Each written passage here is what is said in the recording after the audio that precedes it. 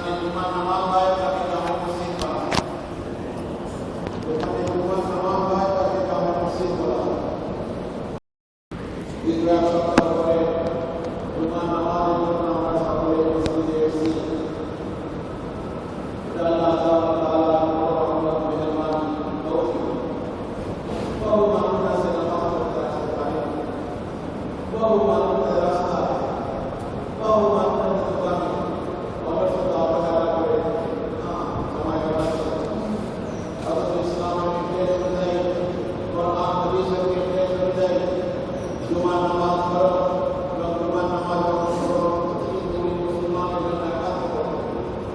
ইচ্ছা করতে হবে জুমার নামাজ উপস্থিত থাকে, মুনাফিক হিসেবে তার নাম দপ্তরে রাখা।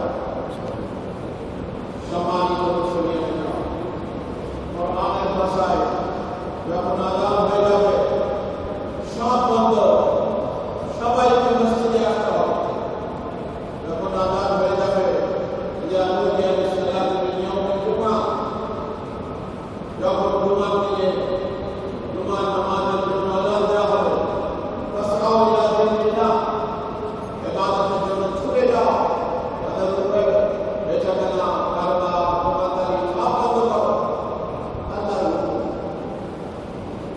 বরকত ওখানে আছে। ব্যবসা করতে থাকে, দোকানদারি বেচাকেনা করতে থাকে, আযান হয়ে গেছে, তারা বরকত পাবে না। সম্মানিত মুসলিম, জুমার নামাজের বদৌলতে আল্লাহ তাআলা বহু মানুষের গুনাহ মাফ করেন। প্রত্যেক রাত পড়ে থাকি আল্লাহ রাসূল সাল্লাল্লাহু আলাইহি ওয়াসাল্লাম বলেছেন, জুমার নামাজের বদৌলতে আল্লাহ তাআলা বিগত এক সপ্তাহের গুনাহ মাফ করে দেন। সবচেয়ে বড় কবিরা গুনাহ যদি পরহেজ করতে পারে, কবিরা গুনাহ যদি পরহেজ করতে পারে, তাহলে অন্যান্য সকল গুনাহ জুমার নামাজের বদৌলতে বিগত এক সপ্তাহের সকল গুনাহ আল্লাহ তাআলা মাফ করে দেন। সম্মানিত মুসলিম কিরাম, জুমার দিনে অনেক কর্তব্য আছে। সূরা কাহফ জুমার দিন অথবা রাত্রে তেলাওয়াত করার জন্য বলা হয়েছে। যারা সূরা কাহফ পড়বে রাতের বেলা নবীর খবর আছে, ইসলামের রাত আগে আছে, তারপর দিন পরে আছে। আগে রাত, তারপরে দিন। জুমার দিন করতে জুমার রাত করতে বন্ধ হয়, রাত্রে অথবা দিন সূরা কাহফ যারা পড়বে আল্লাহ তাআলার পক্ষ থেকে বিরাট নূর, কোনো কোনো ঘটনায় জমিন থেকে আসমান পর্যন্ত দীর্ঘ নূর আল্লাহ তাআলা তাদেরকে দান করেন। জুমার দিনে আসরের পরে একটি দুরূদ শরীফ আছে, যারা এই দুরূদ শরীফ পড়বে আল্লাহ তাআলা জুমার দিনে আসরের নামাজের পরে এখানে নামাজ পড়েছে, নামাজ পড়ে ওই জায়গা থেকে না উঠে যে 100 বার দুরূদ শরীফ পড়বে আল্লাহ তাআলা 80 বছরের সকল গুনাহ মাফ করে দেবেন। দুরূদ শরীফটা কি? اللهم صل على سيدنا محمد النبي الأمي وعلى آله وصحبه تسليما।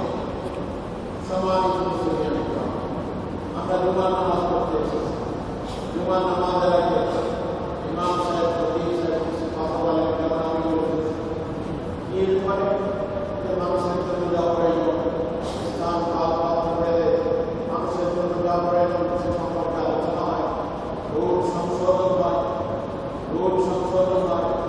জরুরি গুরুত্বপূর্ণ বিষয় যখন আলোচনা হয়।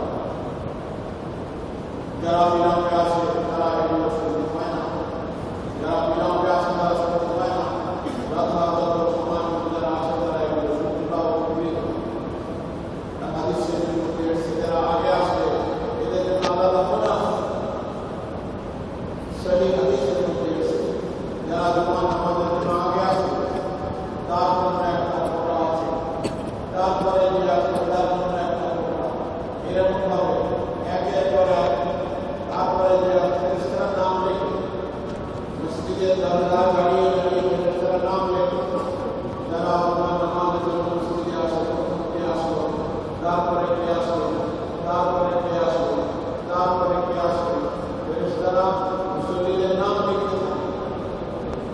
ইমাম সাহেব যখন খুতবা দেওয়ার জন্য দাঁড়িয়ে যান, তখন ফেরেশতারা ওই যন্ত্রকে বন্ধ করে, লেখা বন্ধ করে সারা মানুষের সাথে কথা বলতে। এর দ্বারা বোঝা গেল জুমার নামাজের জন্য যারা আগে আসবে তাদের জন্য আলাদা ব্যবস্থা। দেশের ভাষায় একটি উট কোরবানি করলে, একটি উট কোরবানি করে দান করে দিলে যে সওয়াব প্রথম যে ব্যক্তি আসবে তারপরে অতিরিক্ত সওয়াব আল্লাহ তাআলা দান করবেন। এরকম একের পরে এক আছে। সেজন্য জুমার নামাজের ইবাদত গুরুত্বপূর্ণ ইবাদত। সপ্তাহের একদিন সাইয়্যিদুল আইয়াম হাদিস শরীফে বলা হয়েছে সপ্তাহের সেরা দিন জুমার দিন হলো সপ্তাহের সেরা দিন। আল্লাহ রাব্বুল আলামিন বলেন, আউযু বিল্লাহি মিনাশ শাইতানির রাজীম, ওয়া লানাবলুওয়ান্নাকুম বিশাইইন মিনাল খাউফ ওয়াল জূ' ওয়া নাকসিন মিনাল আমওয়াল ওয়াল আনফুস ওয়াত থামারাত। এই আয়াতের মধ্যে আল্লাহ তাআলা বলেছেন পাঁচটা জিনিস, পাঁচটা পদ্ধতিতে আমি মানুষকে পরীক্ষা করব। ওয়া লানাবলুওয়ান্নাকুম, আমি অবশ্যই তোমাদের পরীক্ষা করব। অন্য আয়াতে আল্লাহ তাআলা বলেছেন তোমরা কি মনে করো সহজে জান্নাতে চলে যাবে আর তোমাদের পরীক্ষা নেওয়া হবে না? কখনোই নয়, পরীক্ষা দিতে হবে, সবাইকে পরীক্ষা দিতে হবে। পরীক্ষা দিতে হবে। এই আয়াতে আল্লাহ তাআলা বলেছেন আমি অবশ্যই তোমাদেরকে পরীক্ষা করব। লানাবলুওয়ান্নাকুম বিশাইইন মিনাল খাউফ, ভয় দ্বারা পরীক্ষা করব, ভয় দ্বারা পরীক্ষা করব।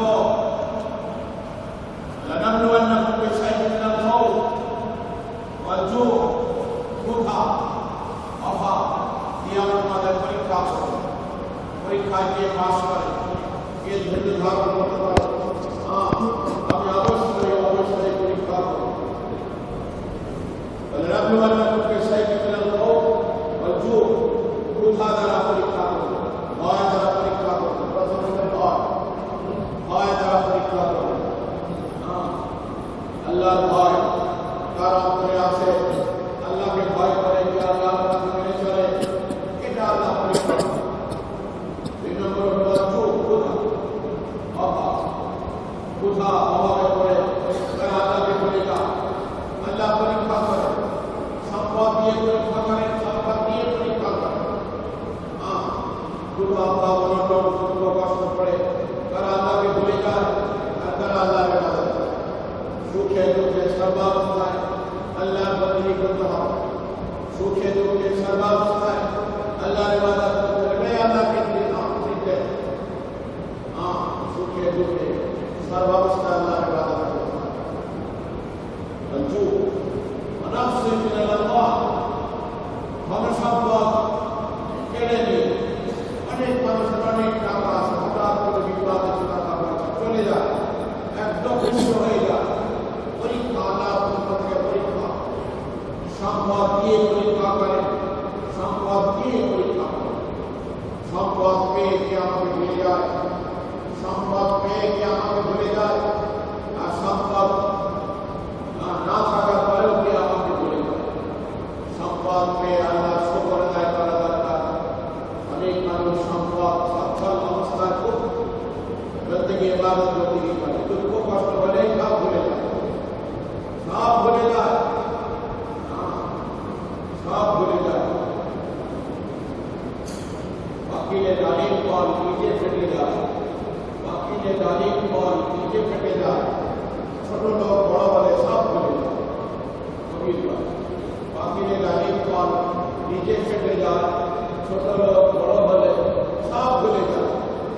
আল্লাহ পরীক্ষা বলে লানাবলুওয়ান্নাকুম বিশাইইন মিনাল খাউফ ওয়াল জূ', ভয় দ্বারা পরীক্ষা করি, ক্ষুধা দ্বারা পরীক্ষা করি, অভাব দ্বারা পরীক্ষা করি। নাকসিন মিনাল আমওয়াল, ধনসম্পদ কেড়ে নিয়ে আমি পরীক্ষা করি। কে আমার কথা স্মরণ করে, কে করে, কে আমার ইবাদত করে, কে করে। হাদিস শরীফে আছে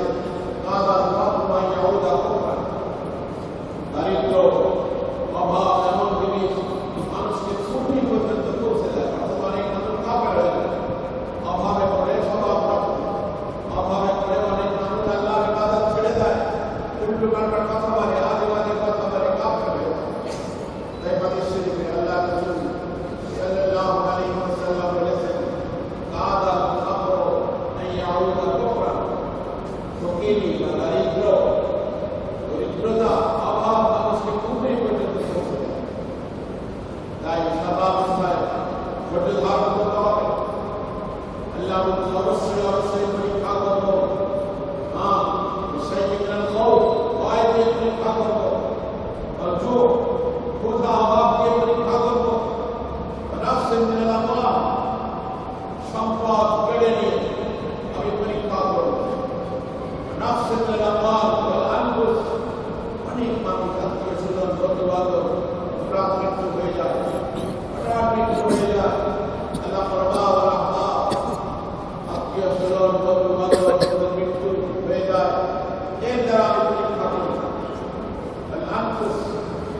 মৃত্যু, হঠাৎ মৃত্যু, আপনজনদের মৃত্যু, এর দ্বারা আমি পরীক্ষা করি। ولنبلونكم بشيء من الخوف والجوع ভয় দ্বারা পরীক্ষা করি, ক্ষুধা অভাব দ্বারা পরীক্ষা করি, নফস মিন আল্লাহ টাকা করি, টাকা পয়সা হঠাৎ করে কেড়ে নিয়ে আমি তার পরীক্ষা করি, ঈমান পরীক্ষা করি। নফস মিন আল্লাহ আনফুস, আপনজন আত্মীয় স্বজন বন্ধু বান্ধব মৃত্যুর দ্বারা আমি তাদের পরীক্ষা করি। সামারাত, ফসল হানি, ফসল সুন্দর ফসল হঠাৎ ফসল নষ্ট হয়ে যায়, ফসল নষ্ট হয়ে যায়, এর দ্বারা আমি পরীক্ষা করি। এই বিপদে পড়ে কি আল্লাহকে ভুলে যায়, কে আল্লাহকে স্মরণ করে, এটা আমি পরীক্ষা করি। সম্মানিত মুসলমানেরা, আল্লাহ তাআলা মানুষকে সন্তান দিয়ে পরীক্ষা করে, আবার সন্তান না দিয়ে পরীক্ষা করে। অনেক মানুষ সন্তান সন্ততি পেয়ে খুব আনন্দে থাকে, খুব ফুর্তিতে থাকে, খুব ফুর্তিতে থাকে। আল্লাহ কোরআনে এক জায়গায় বলেছেন আমি মানুষকে পরীক্ষা করি, সন্তান দিয়ে পরীক্ষা করি, সন্তান না দিয়ে পরীক্ষা। কাউকে আল্লাহ তাআলা সন্তান দান করেন, ছেলে মেয়ে উভয় দান করেন। কাউকে এমন আছে খালি ছেলে সন্তান দেয়, মেয়ে দেন। কাউকে এমন আছে শুধু মেয়ে হয়, ছেলে হয়। কাউকে এমন আছে ছেলে মেয়ে কিছুই হয়। এটা আল্লাহ তাআলার পক্ষ থেকে পরীক্ষা, এটা পরীক্ষা। হাদিস শরীফের মধ্যে এসেছে যখন আজরাইল কোন ছোট শিশু সন্তানের রূহ কবজ করে, আল্লাহ তাআলা জিজ্ঞাসা করেন পৃথিবীতে তার রূহ নিয়ে আসলে তখন সেই বান্দা কি বলেছিল? তাফসীরে বাইবেলের মধ্যে বেশি পাওয়া গেছে, ফেরেশতারা বলে আমি যখন রূহ কবজ করি তখন তার মা বাবা আপনজন তার বলেছিল ইন্না লিল্লাহি ওয়া ইন্না ইলাইহি রাজিউন, ইন্না লিল্লাহি ওয়া ইন্না ইলাইহি রাজিউন। আমরা সবাই আল্লাহর অধীনে, সবাইকে আল্লাহর কাছে ফিরে যেতে হবে। ইন্না লিল্লাহি ওয়া ইন্না ইলাইহি রাজিউন, এটা পরিষ্কার করতে হবে। তখন আল্লাহ তাআলা বলেন যেহেতু এই বিপদের সময় তারা ধৈর্য ধারণ করেছে, আমার উপরে আপনি সমর্পণ করেছে, তুমি তাকে তো তার রূপ কবজ করনি, তার কলিজার টুকরা ছেড়ে দিয়েছে। অতএব ধৈর্য ধারণ করার জন্য কারণে তার জন্য জান্নাতে একটা ঘর তৈরি করো, ইবনুল লাহু বাইতুন ফিল জান্নাহ, জান্নাতে তার জন্য একটা ঘর তৈরি করো, ওয়াসামুহু বাইতুল হাম, এবং সেই ঘরের নাম রাখো বাইতুল হাম, প্রশংসার ঘর। সম্মানিত মুসলমানেরা, বিপদের ধৈর্য ধারণ, বিপদের ধৈর্য ধারণ বিরাট জিনিস। কোরআনে অনেক কথা বলছে, আর মানুষকে অবশ্যই অবশ্যই পরীক্ষা করেই এত জোরালো ভাষা ব্যবহার করা হয়। আমি অবশ্যই অবশ্যই মানুষকে পরীক্ষা করবই করব, ক্ষুধা দিয়ে, ভয় দিয়ে, নফস মিন আল-মাল, টাকা কড়ি সম্পদ কেড়ে নিয়ে, আপনজনকে খাইয়ে, সামারাত ফসল হানি করে, এই সকল পরীক্ষায় যারা উত্তীর্ণ হবে তারা ধৈর্য ধারণ করতে পারবে। অবশ্যই সাবিরিন, যারা ধৈর্য ধারণ করতে পারবে তাদের সুসংবাদ শুনিয়ে দাও, আল্লাহর পক্ষ থেকে সুসংবাদ শুনিয়ে দাও।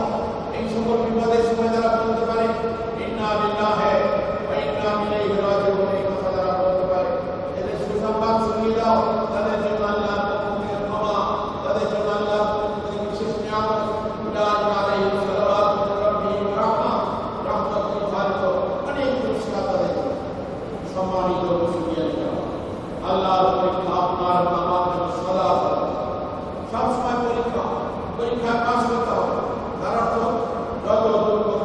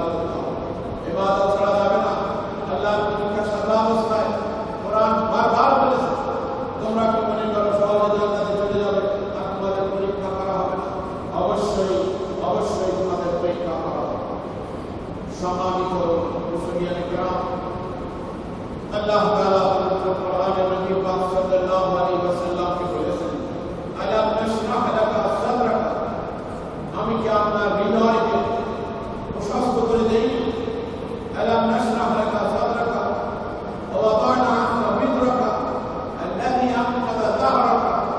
সুবহানাল্লাহ, যে বোঝা আপনাকে দিয়েছি, শরীয়তের বোঝা, যে বোঝা বহন করতে আপনার মাজা পাকা হয়ে যাচ্ছে, আমি কি সেটা সহজ করে দেইনি? আমি কি আপনার স্মরণকে উচ্চ করি, উন্নীত করিনি? আমি কি আপনাকে আপনার হৃদয়কে প্রশস্ত করে দেই, হৃদয়কে নূর দ্বারা পরিপূর্ণ করে দেই? বিরাট বোঝা, নবুয়তের বোঝা, নবী হিসাবে দায়িত্ব পালনের বোঝা আমি কি সহজ করে দেই? আপনার স্মরণকে আমি উন্নত করেছি।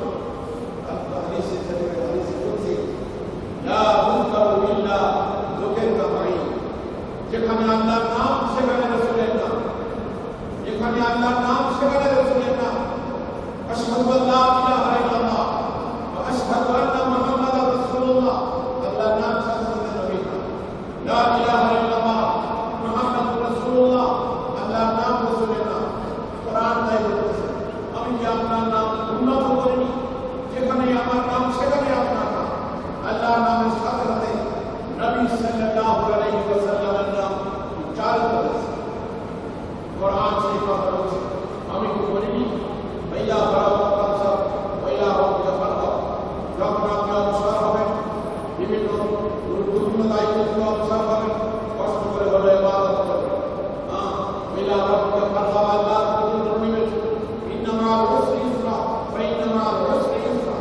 কষ্টের পরে সুখ আছে, কষ্টের পরে সুখ আছে। পরিবারে إذا اشتكاك البلوى فكر في ألم نشرح، إذا اشتكاك البلوى فكر في ألم نشرح ويوسف بين الحسنين। যখন তোমার কোনো বিপদ আপদ আসে, সূরা আলাম নাশরাহ চিন্তা করো, আলাম নাশরাহ নিয়ে গবেষণা করো। আলাম নাশরাহ মধ্যে আল্লাহ তাআলা বলেছেন, দুঃখের পরে সুখ আছে, দুঃখের পরে সুখ আছে। ইন্না মা'আল উসরি ইউসরা, কষ্টের পরে সচ্ছলতা আছেই আছে, কষ্টের পরে সচ্ছলতা আছেই আছে। রিপিট দুবার বলা হয়। তাই পরিবারে যখন তোমার কোনো বিপদ আপদ আসে, যখন তোমার কোনো বিপদ আপদ আসে, তখন তুমি সূরা আলাম নাশরাহ পড়ো। এর মধ্যে বলা হয়েছে, দুর্বার যত দুঃখ হোক না কেন, দুঃখের পরে সুখ অবশ্যই আছে, কষ্টের পরে সচ্ছলতা অবশ্যই আছে। সান্ত্বনা তোমাকে পেতে হবে। সম্মানিত মুসলিয়ান کرام, আমরা ইবাদত বন্দেগী করি, আল্লাহ তাআলার কুদরত অসীম অকল্পনীয়। আল্লাহ তাআলার কুদরত অসীম অকল্পনীয়। তার বিধান, তার নির্দেশ মেনে চলতে হবে আমাদের। ولا تدري نفس بأي أرض تموت, কোন মানুষ জানে না কোথায় তার মৃত্যু হবে, আগামীকাল কি উপার্জন করবে। পাঁচটা জিনিস এখানে বলা হয়েছে, কেউ জানে না, কেউ জানে না তোমার মৃত্যু কোথা হবে, তুমি জানো না। হযরত সুলাইমান নবী ছিলেন, সুলাইমান আলাইহিস সালাম সারা দুনিয়ার বাদশাহী তাকে আল্লাহ দিয়েছেন। আর তিনি ছিলেন সবার কথা বুঝতে পারতেন, কীট পতঙ্গ, পশু পাখি সবার কথা সুলাইমান আলাইহিস সালাম বুঝতে পারতেন। বাতাস তার অনুবাদ করে দেওয়া ছিল। হযরত সুলাইমান আলাইহিস সালাম পাশে আরো কিছু মানুষ, হঠাৎ আজরাইল আলাইহিস সালাম মানুষের আকৃতি দিয়ে ওখানে গেছেন। তখন একজন লোকের দিকে বিশেষভাবে দৃষ্টিপাত করলেন। তখন লোকটা হযরত সুলাইমান আলাইহিস সালামকে বললেন, আমার খুব কম্পন হচ্ছে, আমার খুব কষ্ট হচ্ছে, আমার লোক আটকে যাওয়ার মতো হচ্ছে। ওই লোকটা আমার দিকে এমন ভাবে তাকিয়েছে, আমার লোক নিয়ে যাওয়ার মতো, আমি এখানে থাকতে পারছি না। আপনাকে তো আল্লাহ তাআলা অনেক নিয়ামত দিয়েছেন, বাতাস আপনার উপর, আপনি বাতাস করুন আমাকে অমুক শহরে পৌঁছে দিন, তাহলে আমি শান্তি পাবো। দাবি করবো, বিনয়ের সাথে দাবি করবো, বিনয়ের সাথে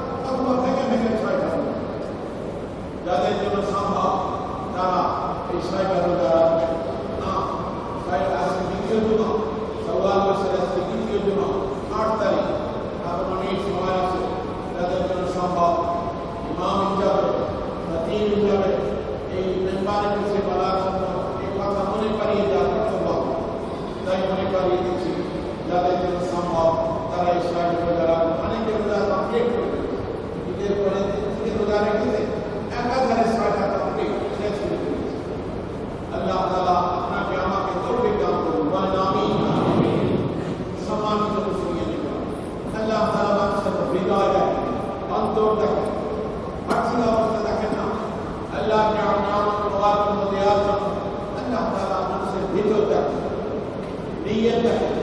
হাদিস শরীফে এসেছে, বুখারী বা মুসলিমের হাদিস, ইন্নাল্লাহ লা ইয়ানজুরু ইলা সুওয়ারিকুম ওয়া আমওয়ালিকুম। আল্লাহ তাআলা নিয়ামত দেওয়ার জন্য, পুরস্কার দেওয়ার জন্য তোমাদের গঠন দেখেন না, না সুওয়ারিকুম ওয়া আমওয়ালিকুম,